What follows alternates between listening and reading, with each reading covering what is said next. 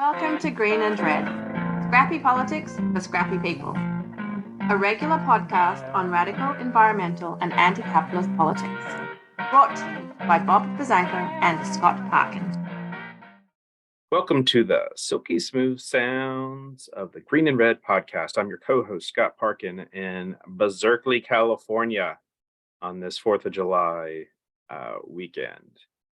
And as always, I'm joined by, as always, it's a scrappy 4th of July. I'm Bob Bazanko. As always, I haven't changed my name. I'm thinking about it. I was thinking of like maybe going like royal, like Lord or Prince. What do you think would be better? Prince, Earl? Duke? How about Duke? The Duke of Niles. The Duke of Niles. Robert Bazanko. Yeah. I kind of like Lord though. I don't know. Yeah. But at any rate, I'm Bob. I'm in Ohio. I'm an Aquarius. Nice to see you all. Yeah. I'm Scott, Taurus, very grounded, if you didn't already pick that up. Yeah. Today we're gonna... Wait, are you implying I'm not grounded? Well, all Tauri are grounded is what I'm implying. And I'm right in the middle, a fifth. Yeah, and so today we have some commentary about the 4th of July being this like 4th of July weekend, 4th of July week. And before we get into that, we were going to throw out a couple of this week in history, as we always do. I have a couple that I'll kick off with.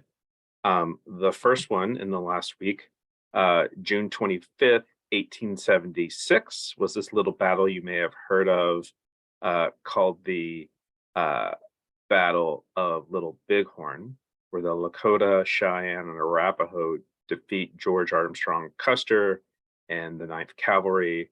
It was actually originally known as the Battle of Greasy Grass, but later became known as the Battle of Little Bighorn. Took place in eastern Montana. And then the other event that I wanted to note was July 4th, 1971. And this happened multiple times, but significant, it did happen on July 4th, 1971. The American Indian movement occupied Mount Rushmore as a protest against land theft and the desecration of a spiritual site.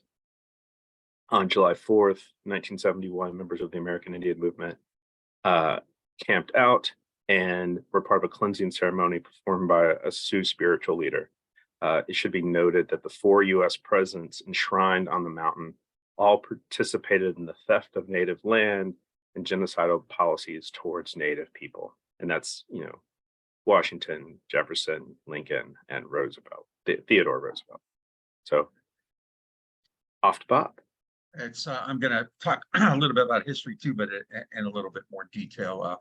Today is also not today. July 4th is also the date of one of the great historical coincidences. Both John Adams and Thomas Jefferson died on July 4th, 1826. So on that, which was the 50th anniversary of the signing of the Declaration. So there you go. Go. You can win yourself a glass of milk in a bar with that information someday. Yeah. That and $5 will get you a pint of beer. Right. But obviously the 4th of July is a patriotic orgy, right? And you're going to hear all this great stuff about what makes America great. And even though we have problems, we overcome them and, all that kind of stuff, right?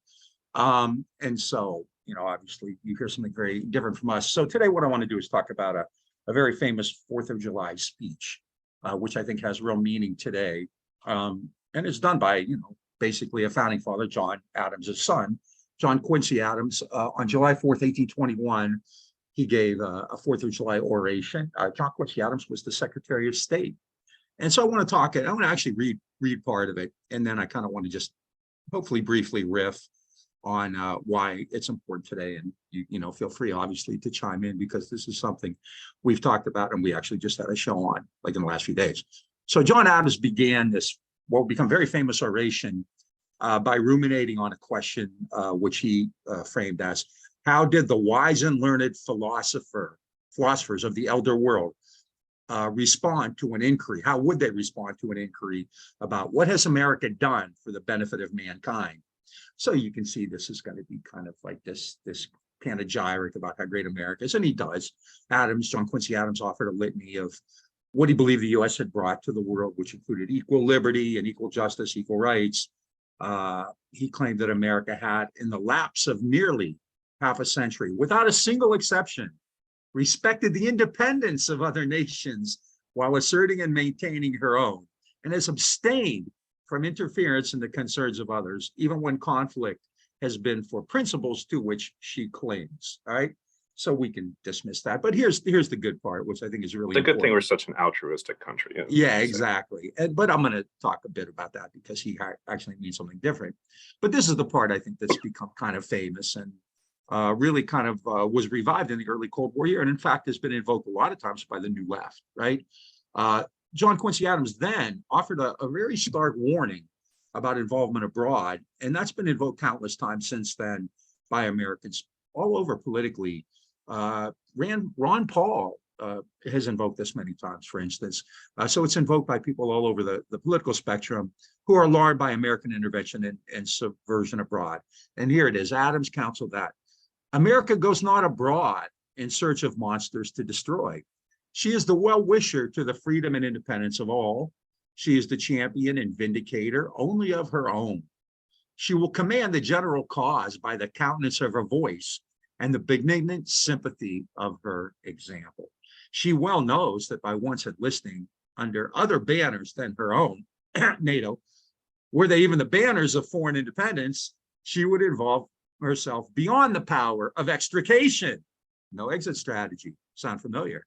In all the wars of interest and intrigue, of individual avarice, envy, and ambition, which assume the colors and usurp the standard of freedom, the fundamental maxims of her policy would insensibly change from liberty to force. She might become the dictatress of the world. She would no longer be the ruler of her own spirit. America's glory is not dominion, but liberty. Her march is the march of the mind. She has a spear and a shield, but the motto upon her shield is freedom, right? That sounds beautiful. Now, obviously, it'd be really easy to say, John Quincy Adams is a fraud and this is hypocritical. John Quincy Adams came from a time when the United States was developing itself into a republic and hopefully a continental and ultimately a global power. And the way that Adams and Jefferson and Hamilton and Galton and everybody else intended to do that was through commercial expansion. And the basic thought at the time was that you couldn't have this kind of commercial expansion if you were always meddling and getting entangling and fighting wars and subverting and intervening in other places. John Quincy Adams is the guy who wrote the Monroe Doctrine. So obviously, there are limits to what he meant. But I think the words themselves and the ideology out of which they derive are really important today because it's obviously not an idea that the ruling classes ever really adopted, although for a long time, the operative principle in American foreign policy was commercial expansion, the open door, free trade, whatever you want to call it, right? Kind of what China is doing today is very similar to what the US empire was built upon, right? Not necessarily going to war and colonizing other countries per se, but having, commercial interest all over the place. And what we're seeing today, and this is a theme we've talked about a lot, is that people even on the left are now kind of rejecting that idea. We just had a great conversation with Jim Risen, who's written a book about Frank Church and the Church Committee. And one of the key things the Church Committee did, probably its lasting, kind of legacy, will be that it really exposed what the CIA does. And importantly, if you're listening out there, Oliver Stone and DiEugenio and Flounder and Pinto and all those guys, right? It was something that was embraced by all presidents, right? Democratic and Republican, JFK and Nixon, all the same, right? And Frank Church spoke out against that as powerfully and cogently as really anybody in the Senate has ever done. The only thing I could compare it to is ironically Robert Taft, Mr. Republican's warnings about the national security state in NATO in the late 40s, right? But this is something that I think is really important, and it gets back to another thing we've talked about, and this is kind of the end of my rant here, although I could go on and on, which is the NATO left in Ukraine, and I do want to return to that because we did an episode on that a couple of weeks ago, and we've actually gotten some blowback. There are all these people who are essentially their idea of an analysis doesn't go beyond like, oh, you're Putin's bitch, right? I mean, we've both heard that. And what we have here is exactly what John Quincy Adams warned against, right? America goes not abroad in the interest of others like NATO, looking for the avarice, looking for resources and all that kind of stuff. John Quincy Adams was an imperialist. He had a vision of a global empire. But I think Adams would be shocked at some of the shapes it's taken, some of the actions that have been done in the interest of this, right? And you know, we can talk about manifest destiny. We could talk about the Cold War. We could talk about anti-communism, the ideology of freedom. You know, you talked about Pat Robertson a couple of weeks ago and how he went abroad and made these bizarre, creepy alliances like Rios Montt and D'Aubuisson and people in Central America. But I think for the left, it wouldn't be a bad idea to kind of, you know, reconsider and go back and look at this and maybe stop searching for monsters to destroy, stop looking to get involved in elsewhere, start thinking a lot more about Frank Church rather than trying to make heroes out of JFK or, you know, basing a war that has killed over, what, 60,000 people already, cost unknown amounts of money. Blinken today said that negotiations are not on the table. And we have leftists, and I'll throw another cheap shot out of Bill Fletcher since he's been getting chippy with me about it lately. You have a lot of leftists like him out there who are just all in, and they're attacking not just people like you and I, who in the big picture don't really mean a whole lot, but they're attacking, you know, Noam Chomsky, Mersheimer, Hedges, you know, everybody else as Putin puppets. And so on this 4th of July, you know, going back to what John Quincy Adams said 202 years ago, you know, not a bad idea. Check out the speech. It's easy to find, but quit looking for monsters to destroy. And you know, it's a good start. We got a long way to go, but anti-imperialism is a core value of the left. It is important as anything we do here at home. It is important as class equity. It's important as affirmative action. It is important as the right to choice, the right to life. All of those things are crucial, but anti-imperialism has to be a core idea along with those. Has to be. Yeah, and it's interesting to note, just to riff on that around the NATO left, is that even 20 years ago, we had this vibrant anti-empire, anti-imperialist, anti-war movement around wars in Afghanistan and Iraq, and it was very much rooted in the left. And it, you know, there was an older element to it which had resisted the war in Vietnam and resisted U.S. adventures in the Middle East and Central America before that. But now, when we look at people who are opposing the war in Ukraine, the people who I would have assumed traditionally would have opposed the war in Ukraine are the pro-Ukraine, pro-NATO, pro-Biden and Blinken, sort of throwing everything they got at Putin. And like we have said many times, Putin is not a good guy. He's a monster as well. But it, you know, it should be noted that the U.S. sort of machinations since the end of the Cold War have led us to this moment. And then the other real curious thing going on is that we actually see a lot more anti-war sentiment on the right, and those people, they're horrible people. I mean, they wave Nazi flags and things like that. But it's very, and I'm sure a lot of this is built into them just opposing Obama, Biden, Clinton sort of foreign policy.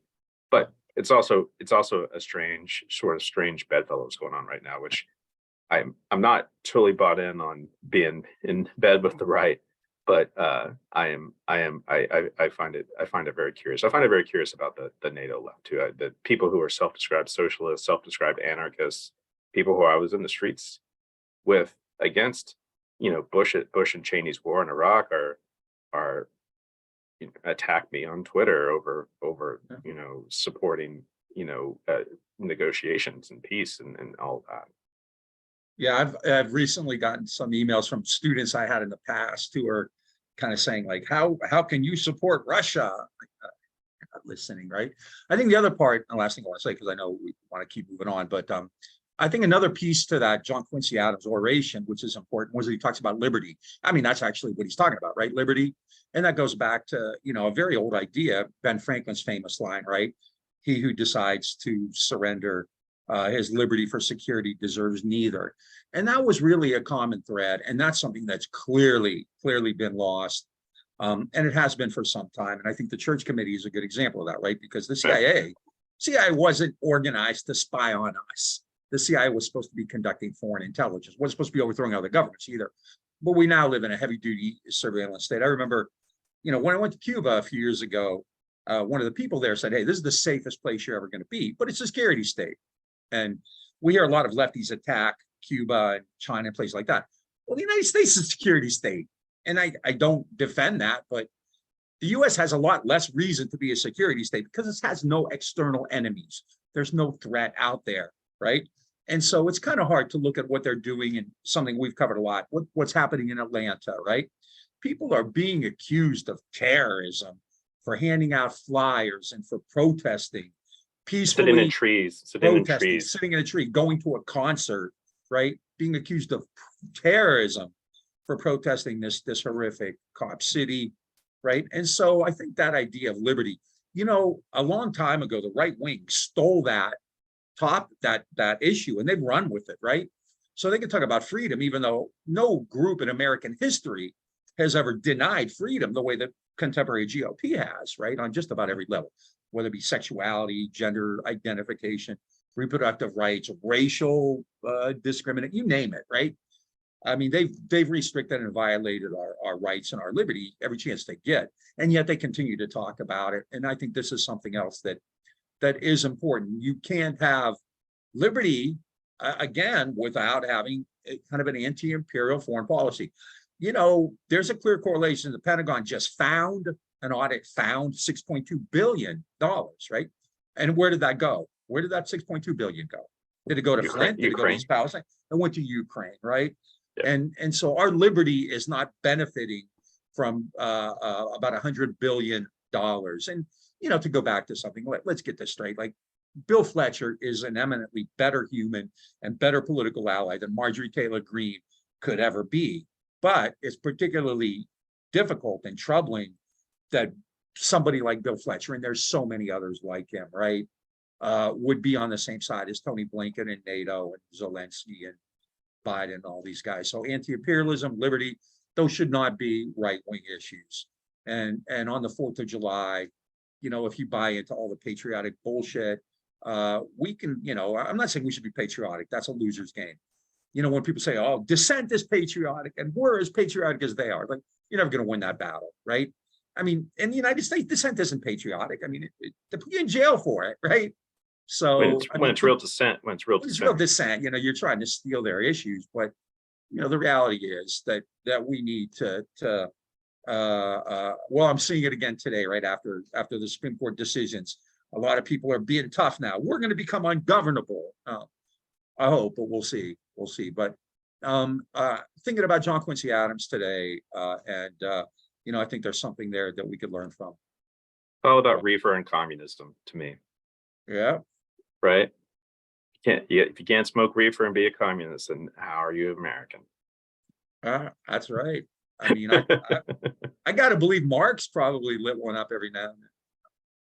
Che had to. Come on. Yeah. I'm sure Marx lit something. Fidel. I mean, come on. Fidel had the biggest blunts I've ever seen. Right? Yeah, exactly. This, by the way, is not. No. Unfortunately, so. The other famous speech that we wanted to touch on today is the other very known 4th of July speech, which is from 1852 by Frederick Douglass. In the title of the speech is "What is the 4th of July to the Slave?" Which he gave as a sort of there are two Americas, and I quote, "I'm not included within the pale of this glorious anniversary. Your high independence only reveals the immeasurable distance between us. The blessings in which you this day rejoice are not enjoyed in common. The rich inheritance of justice, liberty, prosperity, and independence bequeathed by your fathers is shared by you, not by me. The sunlight that brought life and healing to you has brought stripes and death to me. This 4th of July is yours, not mine.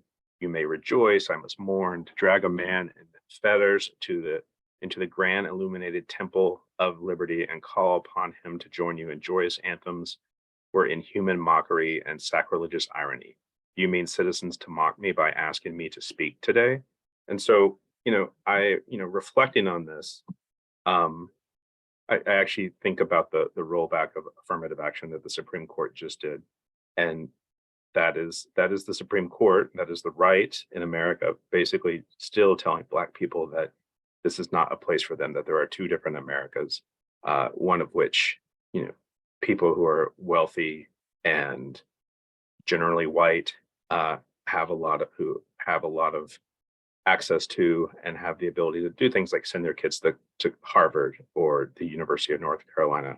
And then there's a whole other group of people, many of them of which are descendants of slaves, who don't have the equal opportunity. And so I think today, here in 2023, that the speech by Frederick Douglass is still very relevant. And there's the famous line, "What to the American slave is your 4th of July?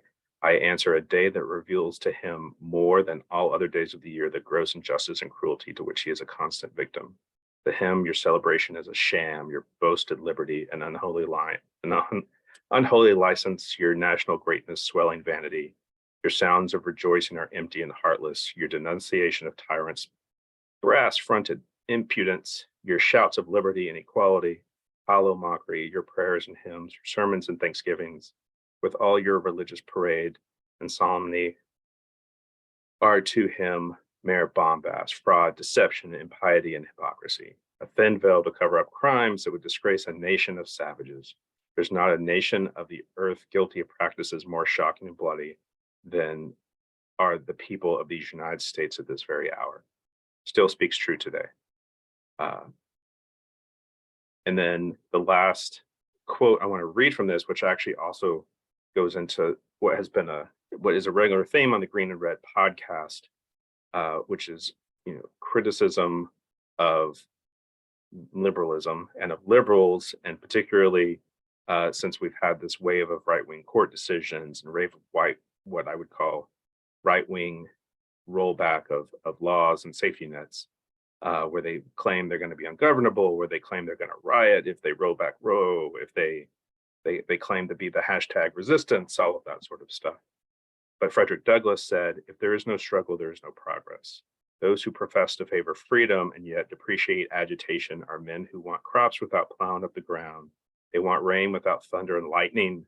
They want the ocean without the awful roar of its many waters.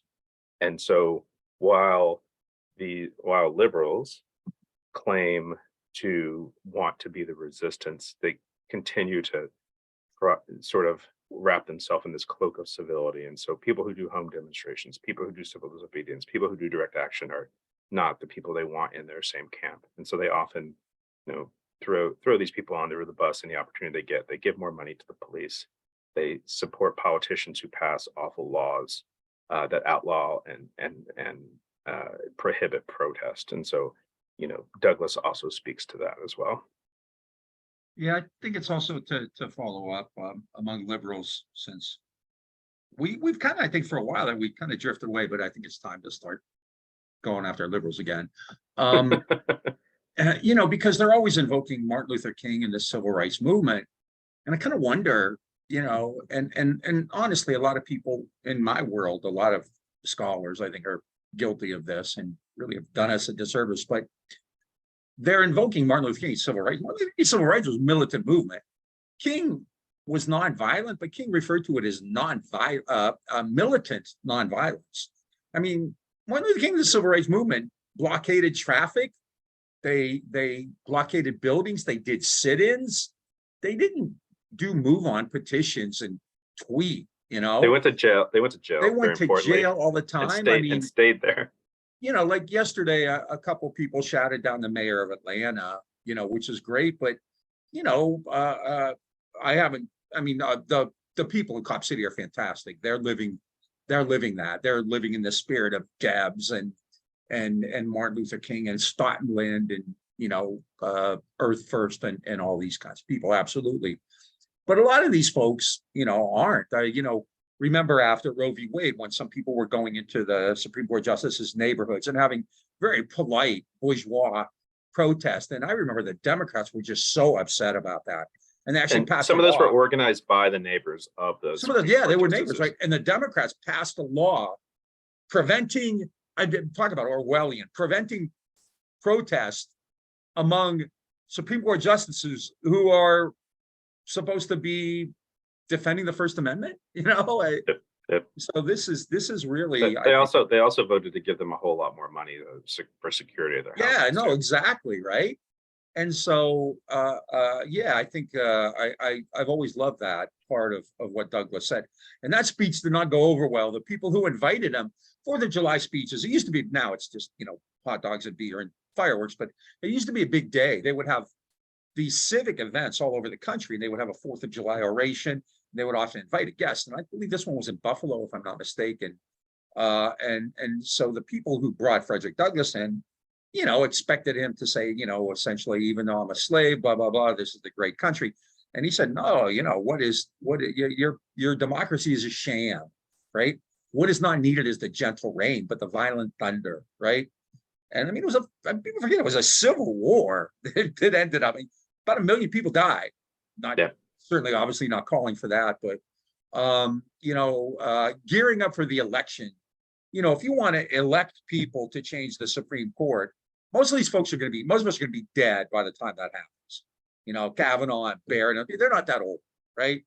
And so they're younger than us. They're younger, way younger, right? Or at least Kavanaugh might be my age, but yeah, and you know, look at what does happen when you get a nominee like Obama. You know, nothing came of it. So yeah, I think John Quincy Adams and Frederick Douglass are certainly worth thinking about today, way more than any of the kind of bullshit you're going to hear from Biden or from the crazies in the GOP or anybody else. Yeah. Yep. I have one other thing to talk about. Yeah, me too. Just one. So. Okay. You I can go. You doesn't matter. Okay. It doesn't matter. Yeah. All right. The last thing I want to talk about on our Scrappy 4th of July episode on my end is just this notion around climate defense and forest defense. And this is actually going to kind of strike at liberals a little bit too, but it's something I've been wanting to say since we had Daniel Goldhaber on, the director of How to Blow Up a Pipeline. First of all, I want to say that we're in the midst of what they're calling in Texas and Louisiana a heat dome. It's crazy temperatures. Some parts of Texas, at least, have had the electrical grid blow. You know, a friend of mine told me yesterday, who lives in New Orleans, it was 111 degrees there, and they expected that in the next couple of days they hit 120 degrees, which is unprecedented. And then we have fires in Canada, which are hitting much of the Midwest and the Northeast. I heard today that New York, DC, and Detroit were all amongst the most polluted, had the highest, you know, the worst air quality in the world, right? And we're talking about comparing that to places where there is no regulation of air pollution, like New Delhi. Yeah, New Delhi or Beijing or Mexico City. Yeah. So I just want to put out that we're in the midst of this climate crisis. What I want to say about Daniel Goldhaber is that he, you know, the movie was very focused on direct action and sabotage, but in my opinion, the film disparaged more mainstream climate organizing while promoting just the blowing up of a pipeline as the only tactic to use, the only sabotage worked. And I said this on the interview, but I just want to say it again, is that many climate organizers I know who do mainstream organizing, divestment campaigns, you know, lobby and all that sort of stuff, also support direct action and sabotage, and realize that it doesn't, you know, movements don't happen in a vacuum, and that there needs to be an organizing environment to normalizing resisting fossil fuels by whatever means necessary. And so whether it's getting your campus to divest from fossil fuels, doing community organizing in fossil fuel impacted communities, locking yourself to a bulldozer, or sabotaging a pipeline, it's all a holistic effort, and all organizing and action is a tide that lifts all boats. And so I really actually wish the movie had actually said that more. On the flip side, I also wish that liberals actually understood how street action actually makes change and how it's all sort of going towards the same effort. Yeah. And just a couple of things. This week, there was a lockdown in Olympia, Washington at the Washington Department of Natural Resources, protesting the destruction of legacy old growth forests. This week, Charles Schumer had a fundraiser disrupted in New York City. There are tree sits in Australia. Greta Thunberg got arrested blocking an oil road with a group in Malmo, Sweden. And being the Manchin just got his green light on the Mountain Valley Pipeline, we're going to see a lot more action gearing up for backcountry fights in West Virginia and Virginia. And so there's a lot of organizing going on, a lot of fighting fossil fuels, a lot of fighting climate. And people need to kind of plug in. And you can choose your own adventure, but please just get involved.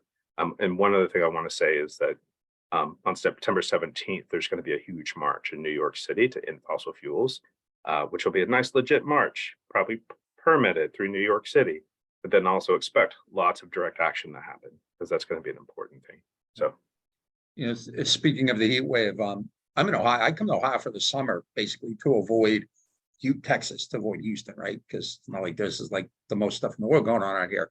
I've been getting emails every day from Reliant Energy saying, heat crisis, conserve energy. So, essentially, old people are going to die. This is the way Texas is, right? People freeze to death. 14 people already died in Texas. People die from the heat. People die when it gets cold, right? Because the oil companies, ERCOT runs Texas, right? And so it's serious stuff. Also, what you were talking about reminded me, and this is a theme that we always talk about.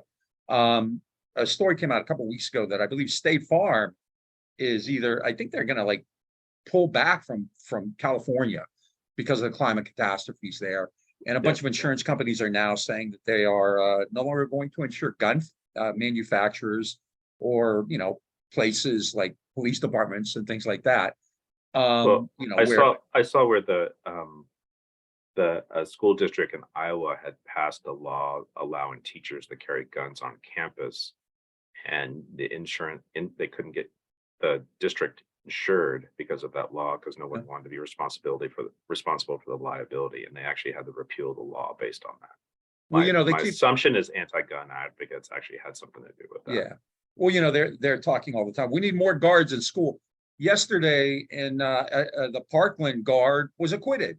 The guy, armed guard at the school who ran, like a freaking cupcake and didn't do anything. Hit outside for 45 minutes. Hit outside and yet 290 officers at Uvalde who didn't do anything, right? So there's a diversity of options. And sometimes we probably sound chippy. And the point, I think, is that, if you want to sign a petition or go on Twitter, that's fine, but that's not enough. And if you don't want to blow up a pipeline, and we're not encouraging that, but there's a lot of stuff you can do. And going after these corporations, these banks, these public relations firms, insurance companies, there's nothing wrong with that. Direct action is protected, right? I mean, we're not talking about anything violent, but if you want to barricade yourself in an insurance company or a mayor's office or something like that, the civil rights movement did that. A lot of groups have done that. So there's a lot you can do without, risking. I'm not going to say without risking a felony because anymore, but there's a lot of stuff you can do fairly safely, right?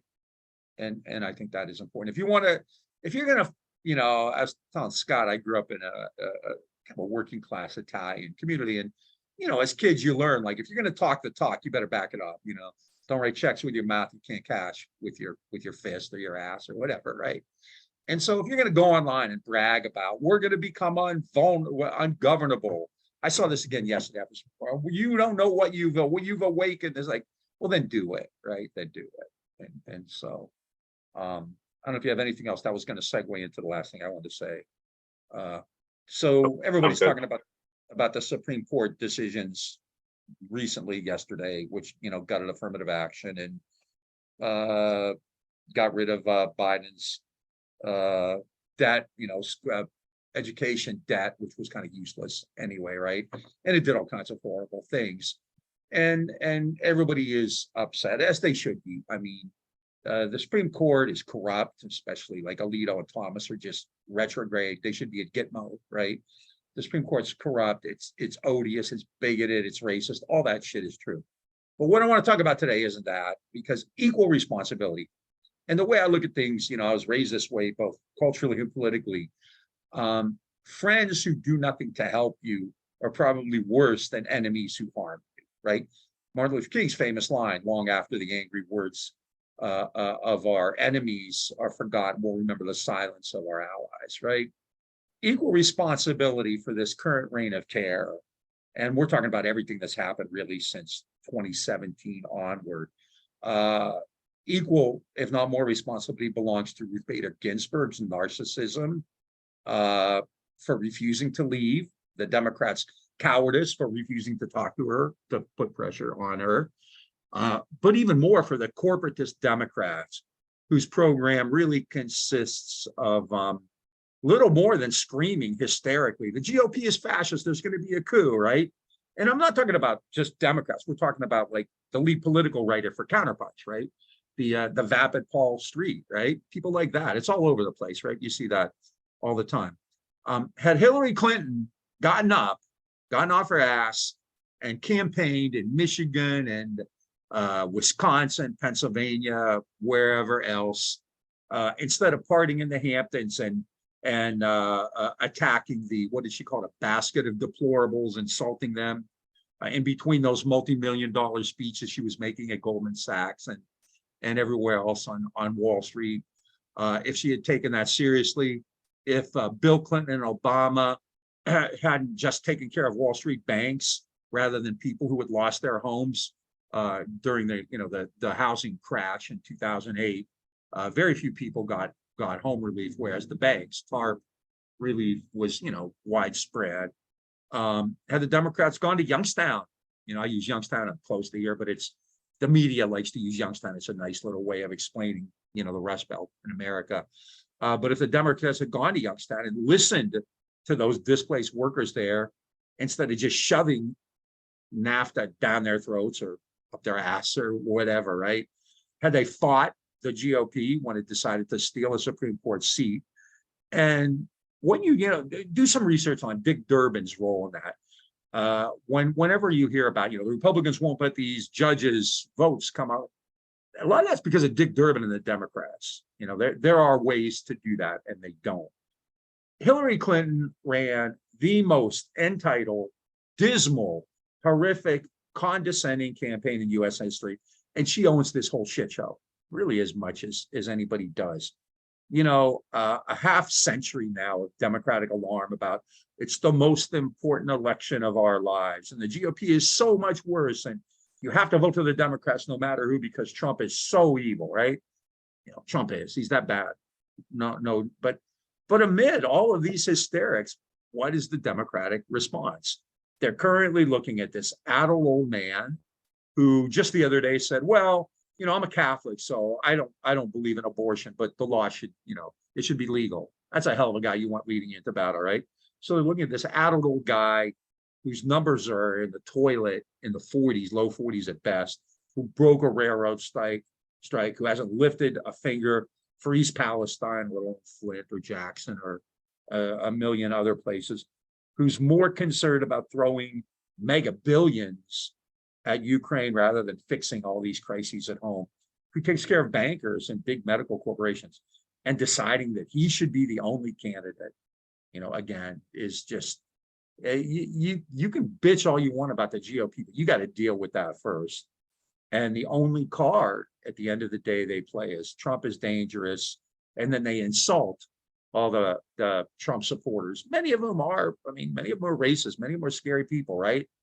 But, Trump is also losing support. There are people out there who, have kind of had enough, and sitting around making fun of them, calling them deplorables, taking pictures of them at Walmart is just, it's condescending, it's stupid, it's counterproductive, and it doesn't do anything. At some point, you need to hold your own accountable, because the ugly, angry hatred of the GOP is condemnable, but the silence, the surrender of the Democrats, to me, is actually worse. And so that's my 4th of July rant today. Can I throw in on that rant too? Yeah, I, absolutely. I also want to say how I think the sort of coastal elites, the corporate liberals, have also completely just given up on rural America, and those the which is probably what they would consider to be the breadbasket of deplorables. But these are people who benefit from policies that the Democrats have passed: healthcare, Medicare, Social Security, things like that. I mean, you're living in rural America. You're probably way further down the income line than people who live in New York or California. Up through the 90s, through both of Bill Clinton's elections, West Virginia was a more reliably Democratic state than California. Trump now leads Biden in West Virginia by 40 something points, and the Democrats have just abandoned rural America, rural states like West Virginia, and I think that's important to note. And they should the Democrats supporting programs that benefit the poor and working people. They should be in double digits in all of these areas, all these states. The Republicans, I mean, they wage culture wars, but they do it so they don't have to explain why they cut taxes on the wealthiest part of the country. And so it's just like an important thing to note. And the Democrats, who also support cutting taxes on the wealthiest part of the country, maybe that's what it is, but it's just a shame, and it's also a complete blunder. Yeah, I mean, and we've also said this, what really is maddening is that on all of these issues, I think you and I hold majority opinions, whether it be on the environment, on, we talk about now that there's this backlash against COVID. COVID mask laws were actually very popular at the time. COVID vaccines were very popular at the time, right? Defunding the police was initially popular. If you look at issues like guns, overwhelmingly popular. Abortion rights, overwhelmingly popular. Most Americans believe the healthcare system is a disaster. So on all of these really critical issues, we are in the majority, we have a majority opinion, and yet the Democratic Party and the media won't do anything about it. They have this false equivalency, and they talk about the dangers involved, and so if you expect Biden and Harris and the Clintons and Obama and Pelosi, CNN, MSNBC, you're screwed if you think they're gonna help you. I think it's hilarious, right? Who are the Democrats leaders, right, in Congress? Nancy Pelosi, San Francisco; Chuck Schumer, Wall Street; Hakeem Jeffries. I'm not sure if he's from Manhattan or Brooklyn. Doesn't matter, right? Manhattan. I think it's Manhattan. Yeah, so I mean, they're coastal elites. And I've gotten in this argument with people close to me, with friends and family. They get very upset at me when I say, look, they don't care about you. Pelosi didn't give a shit about you. Hakeem Jeffries doesn't care about you. Biden doesn't really care about you, right? Biden today even said, like, he was talking about the Supreme Court, and he said, I'm not like the GOP. They just go to the Federalist Society and they tell them who to appoint. I believe that, we should have a cross section of America. I would even appoint conservative justices. Like, can you imagine any Republican? Republicans are basically saying that, like, Alito and Thomas are the only two who are any good. Hey, Ron DeSantis has said the rest are too liberal. That, by the way, is a West Wing episode where they do that. What's that? That's a West Wing episode where President Bartlett has the option to appoint 2 Supreme Court justices. And so instead of going with 2 centrists where he can't get them passed, he makes a deal with the GOP that he'll appoint a very conservative justice and a very liberal justice. Maybe Aaron Sorkin is Biden's main consultant. I don't know. But it's just unreal, like, to go back, and there's so many different ways of saying it. I mean, the GOP goes to war. The GOP is Darth Vader, and the liberals are like Elmo, the Easter Bunny. I mean, it's pathetic. And at some point, there's a lot of strategy, there's a lot of history involved, but at some point, it's just kind of basic psychology. Like, you got to be fighters. You got to be a fighter. And sitting around and crying, and because at the end of the day, that's what the GOP does. They're a bunch of cupcakes, but they also are willing to issue these threats, violent threats, right? And in return, liberals talk about civility and bipartisanship and all that. And, we spent a lot of time talking about the Democrats. I mean, in a perfect world, I really wouldn't give a shit. But the reality is, in the absence of resistance, like a real resistance, which, frankly, we don't really have, you're going to have to rely on things like corporations no longer insuring school districts because of guns, or insuring homes in certain states because of climate change, or standing up to Trump in 2020, like Jamie Dimon and Mark Milley did. And I take no pleasure in saying that. But the reality is, remember, the election, all these protests were planned and they shut them down the day, that night, because it was clear Biden won. And so they gave Trump a free field, which he still has, right? Merrick Gelding hasn't acted, up to this point. Cruz and Hawley and all them have been untouched so far. And if you're going to do that, if you're going to let them go, they have no reason to change. The GOP has absolutely zero reason. They fear no consequences. So you can bitch all you want about how awful they are, and they are. As a Texan, I have to deal with Abbott and Cruz every day, what they do every day, right? And so they're horrific. But if no one's going to stand up to them, then there's no reason they should change. None. So if you want to act like you're going to be ungovernable, then fucking be ungovernable, right? Yep. So I don't know, any last 4th of July? You're going to be gone for a while, so we're going to be on an abbreviated summer schedule for a bit, right? Yep. Yeah. Well, we got some episodes we got some episodes in the can.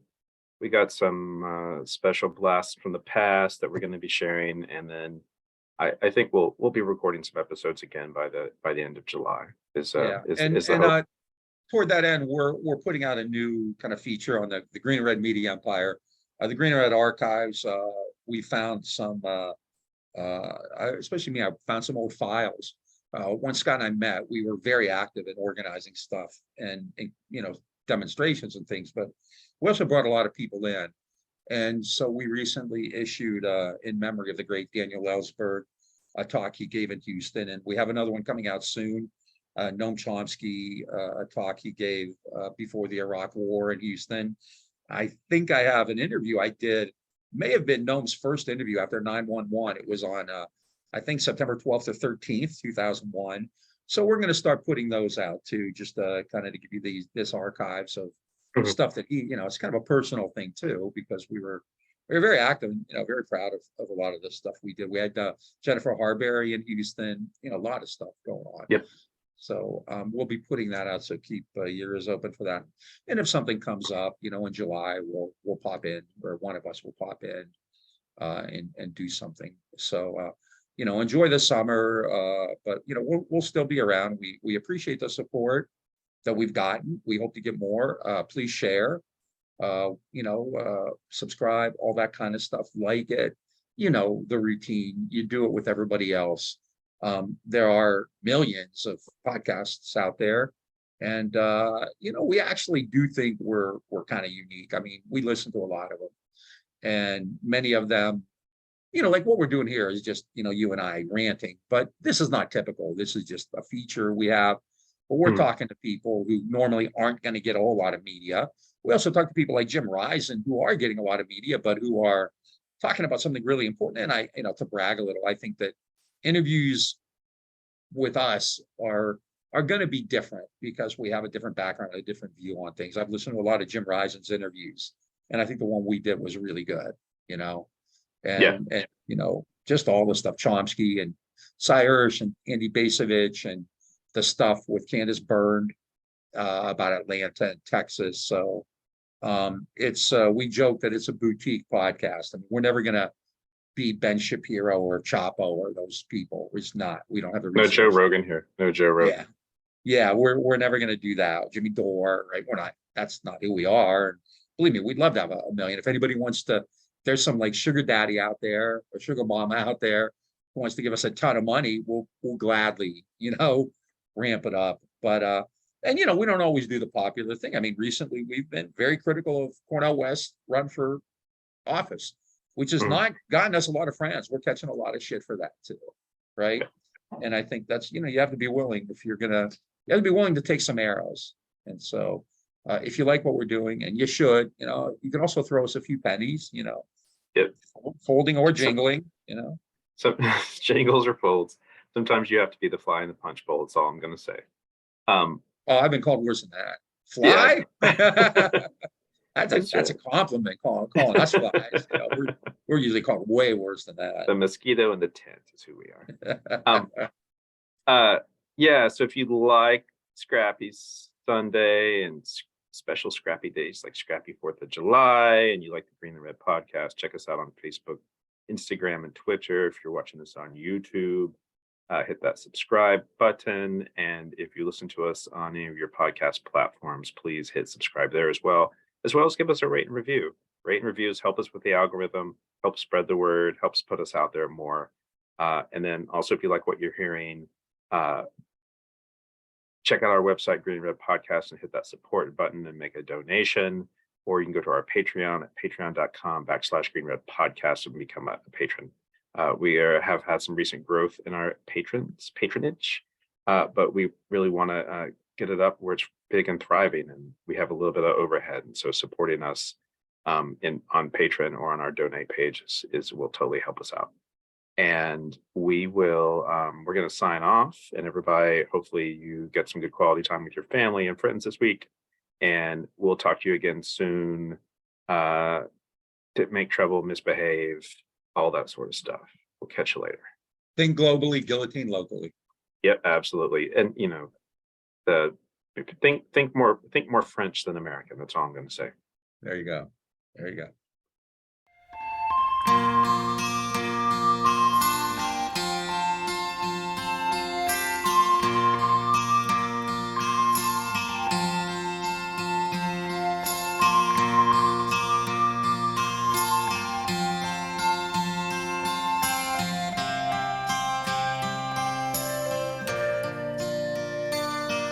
Well, Papa, go to bed now.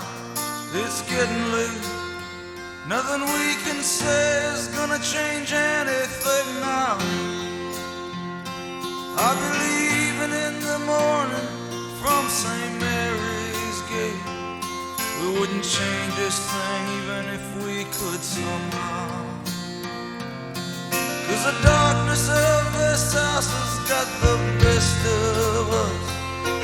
There's a darkness in this town that's got us too. But they can't touch me now, and you can't touch me now. They ain't gonna do to me what I watched them do to you. So say goodbye, it's Independence Day. It's Independence Day all down the line.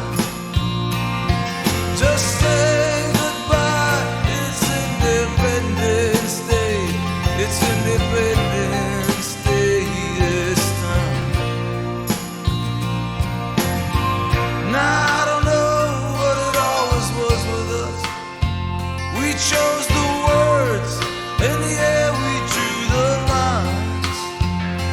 There was just no way this house could hold the two of us. I guess that we were just too much of the same kind. Well, say goodbye, it's Independence Day. It's Independence Day. All boys must run away.